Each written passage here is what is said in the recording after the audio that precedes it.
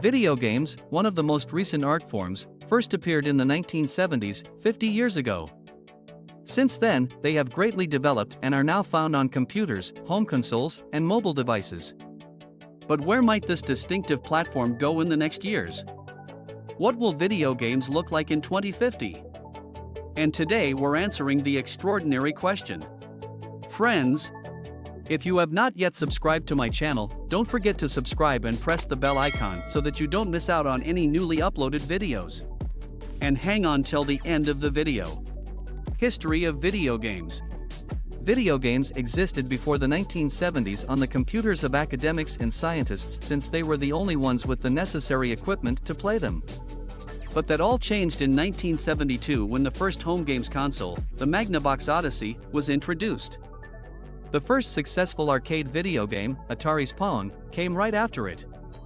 It was so close to one of Odyssey's games that it sparked a legal dispute that almost caused Atari to go out of business. Since then, a number of businesses have dominated the sector. Atari stayed in the console game until the 1990s. When the Dreamcast couldn't compete with the PlayStation 1, Sega left in the 2000s. Additionally, Microsoft, Sony, and Nintendo have taken over the hardware industry since the release of the first Xbox. We went from Pong through numerous classic arcade games, many of which are still played today, into the 3D era of the PS1 and N64. Virtual reality. And right now, we're in a world of photorealistic graphics that always seem to be on the cusp of tumbling into total VR.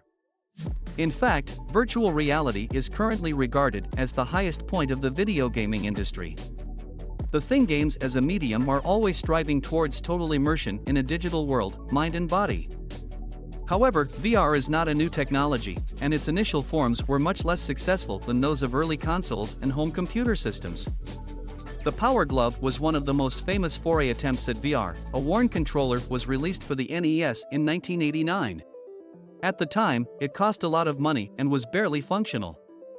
In the mid-90s, Nintendo made another disastrous move towards VR with the Virtual Boy, a large headset with a few issues.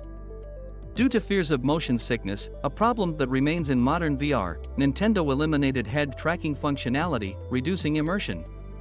Nintendo later developed the wildly successful Wii, which could have been a step towards total VR, but it's not really the direction the company is going in today.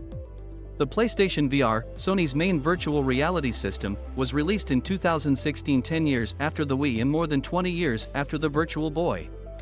It uses the PS Move's controllers. The PSVR, which naturally needs a PlayStation console and was initially priced at a staggering $400, is the cheapest VR gear on the market.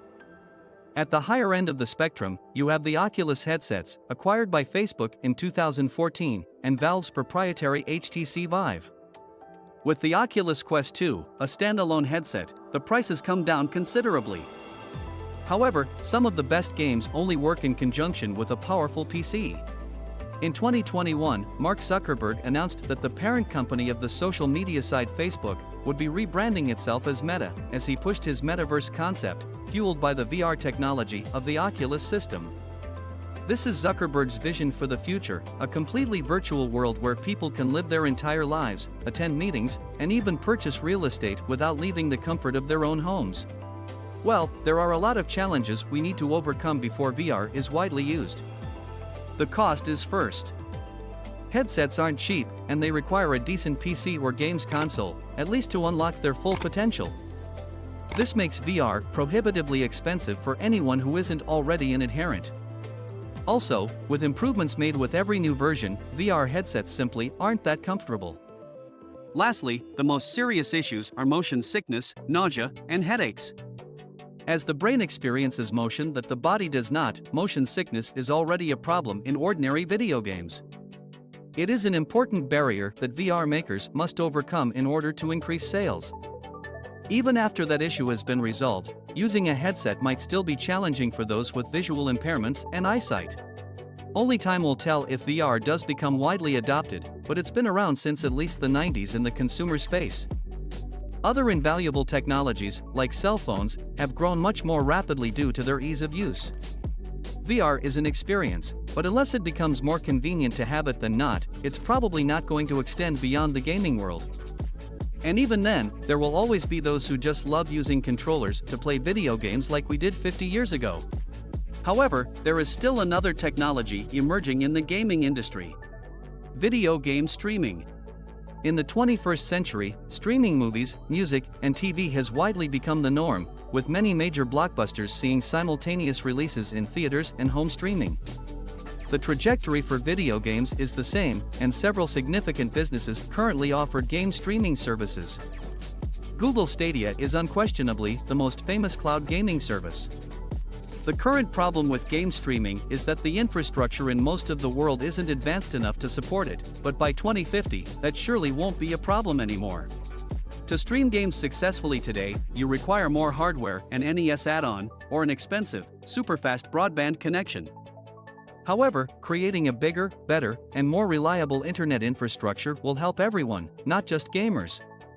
That is something that will happen around the world for everybody within the next few decades, meaning that lengthy download times for games will be a thing of the past unless you specifically want to play offline. Not everyone will enjoy this, since many people enjoy collecting physical copies of video games. Like the markets for paper books, Blu-rays, and vinyl albums, there will always be a tiny market for physical video games, but it is sure to be swept out of the mainstream by the convenience of the digital streaming future. Now, it's time to conclude this video. Thank you for being to the end of the video. Don't forget to like, share, subscribe, and tell us what you think about this video below in the comment section. Let's meet again with another interesting video.